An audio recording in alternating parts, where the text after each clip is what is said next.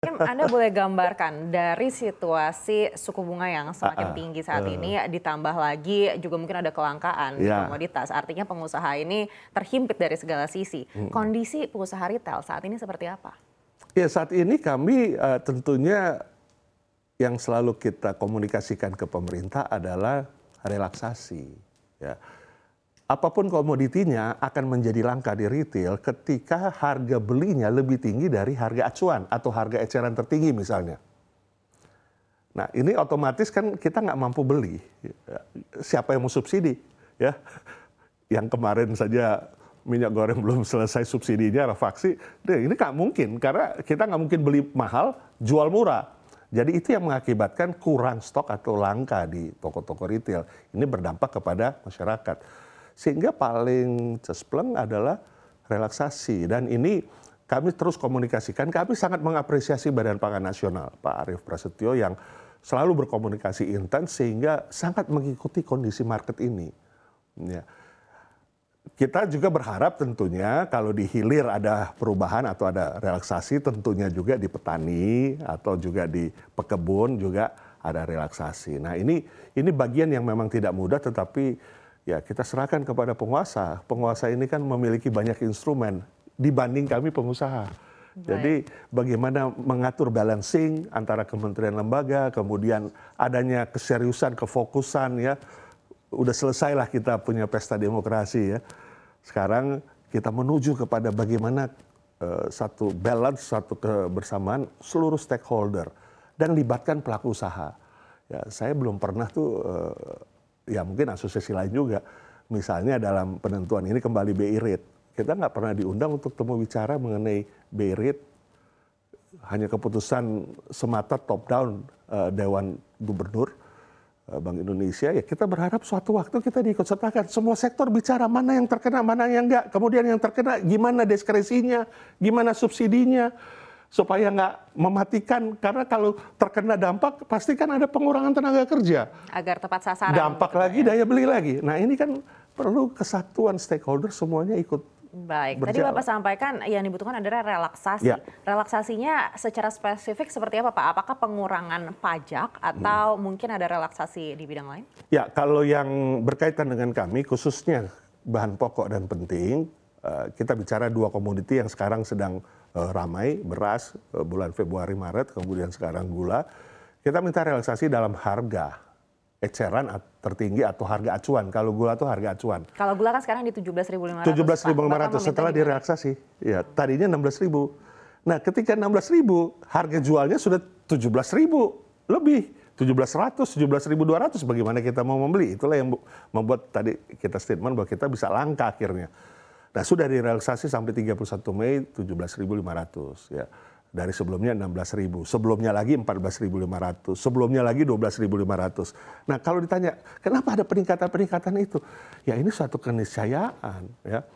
Bahwa di global juga kan meningkat. Kemudian import juga harus harga belinya juga meningkat. Jadi kondisi-kondisi ini adalah satu keniscayaan.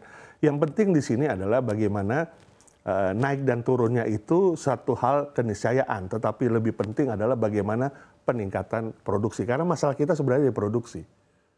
Baik. Contohnya gula dengan 6 juta ton per tahun, 500.000 per bulan, kita cuma sekitar 2,2 juta ton produksinya. Nah, kenapa nggak bisa meningkat? Nah, ini kan kita harus bicara banyak. Baik. Kalau tuntutan dari produksi, Pak, berdasarkan dialog kami ya sebelumnya, mereka meminta justru HAP-nya dihapuskan. Betul. Tanggapan Anda seperti apa? Jadi dilempar saja ke mekanisme pasar. Betul. Jadi ya tentunya itu satu keniscayaan yang diharapkan oleh pelaku usaha sektor hulu, karena mereka juga mengetahui bahwa di global juga kan meningkat. Kemudian kedua, untuk biaya produksi juga meningkat. Ya. Jadi bagaimana mungkin, ya ini kembali lagi kalau kami di hilir, bagaimana mungkin kita beli mahal, jual murah. Di mereka bagaimana mereka menyiapkan produksi ya dengan segala keperluannya, tapi jualnya murah. Jualnya maksudnya jual ke pabrik giling itu lebih murah daripada global ataupun juga kondisi-kondisi kenyataan sekarang ini. Nah, jadi tentunya itu maksudnya dilepaskan saja ke market. itu adalah satu langkah yang baik. Sama juga kalau dilepaskan hulu di market kan berarti di hilirnya juga dilepaskan kan. Jadi nanti ada sistem grade lah. Yang gula premium itu grade A, harganya memang lebih tinggi daripada gula medium misalnya atau gula yang ekonomis. Nah itu tentu perlu dikaji atau satu telaah yang bisa dikaji dan bisa juga menjadi salah satu alternatif sebenarnya atau satu solusi. Itu yang sekarang yang dibilang resiliensi ya. Baik, kita kembali lagi ke kondisi pengusaha retail saat ini. Dari segi likuiditas seperti apa Pak? Sejauh apa dari gelombang PHK? Apalagi kita tahu suku bunga ini mungkin masih akan tinggi dalam waktu yang lama. Ya, jadi kalau berkaitan dengan, ini berarti suku bunga kan kaitan dengan BI rate ya. Di korporasi peritel rata-rata juga equity fund-nya itu dari perbankan ya. Nah, otomatis kan ada eskalasi peningkatan di situ. Nah, berarti ketika productivity habis setelah lebaran ini misalnya, kan turun pasti turun. Dalam kuartal kedua ini sudah pasti, sampai bulan Juni ini kita pasti turun. Nah, lalu apa yang harus dilakukan? Ya kembali lagi, kalau di retail itu ilmu efisiensi. Ya. Efisiensi stok, ya kita akan mengurangi inventory stok, kemudian efisiensi terhadap pemakaian listrik dan lain sebagainya. Mohon maaf misalnya kalau masuk ke retail agak sedikit-sedikit gerah gitu. Ya. Kemudian juga kondisi misalnya ya yang daerah-daerah atau toko yang memang tidak produktif, comparable store-nya itu di bawah 10%, biasanya nggak akan diperpanjang lagi atau ditutup dulu. Ya, untuk efisiensi. Ya. Tentunya ini akan berdampak kepada pengurangan sebenarnya, tetapi kita berharap justru ini nggak berkelanjutan. Maksudnya yang seperti tadi, suku bunga tinggi ini nggak berkelanjutan, atau potensi untuk suku bunga tinggi ini tidak lama. Ya, kalau kita bicara berapa jangka waktunya kalau menurut Bapak? 1 semester lah, ya paling lama 1 semester. Bagus sebelum kuartal, karena kalau sudah lebih dari 1 semester kayak sekarang. Oktober 2023 sampai sekarang kan sudah 7 bulan ya. Kemudian bukannya turun malah naik lagi. Nah, ini jadi satu problem, satu conditional yang tentunya menjadi telaah untuk kita melakukan langkah-langkah supaya perusahaan tetap bisa jalan, bisa tetap kontribusi bagi konsumsi rumah tangga, bagi pertumbuhan ekonomi kita. Baik, artinya ketahanan para pengusaha retail ini dalam 6 bulan ke depan, 1 semester begitu. Setelahnya mungkin sudah akan terlihat banyak masalah.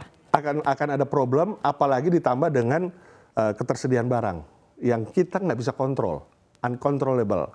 Yang uncontrollable goods itu adalah bahan pokok, karena itu sangat tergantung dengan kondisi produksi dalam negeri maupun impor. Baik, tapi kembali lagi BI Rate kita tahu ini kan seperti yang tadi Bapak sampaikan, ini benar-benar melihat seperti apa stabilisasi rupiah kita dan juga berkaca pada Bank Sentral Dunia begitu. Apabila ternyata ini lebih lama dari 1 semester, antisipasi apa yang disiapkan pengusaha? Ya tentu contingency plan, ya perlu ada contingency plan. Kalau kami di pelaku usaha contingency plan-nya ya itu tadi, kita efisiensi dan juga pengaturan kembali bisnis model kita, termasuk eksistensi lokasi atau store yang tidak produktif. Itu kita perlu relokasi, pindahkan. Ya. Atau memang kalau memang itu pindahkan belum ada tempatnya, belum ada lokasi yang lebih baik, ya tentunya kita hold dulu, tutup sementara. Nah kemudian untuk yang pemerintah tentunya kita berharap ini ada instrumen investasi yang juga mengemuka sekarang, yang harus diangkat ya, supaya kita yang di dalam pelaku usaha ini dapat menginvestasikannya, ya, yang sifatnya surat berharga, misalnya SBN, kemudian ya termasuk SBRI, kemudian berbagai instrumen investasi yang sifatnya juga tentunya membuat supaya di saat core bisnis kita juga terganggu, tapi kita ada way out untuk instrumen investasi.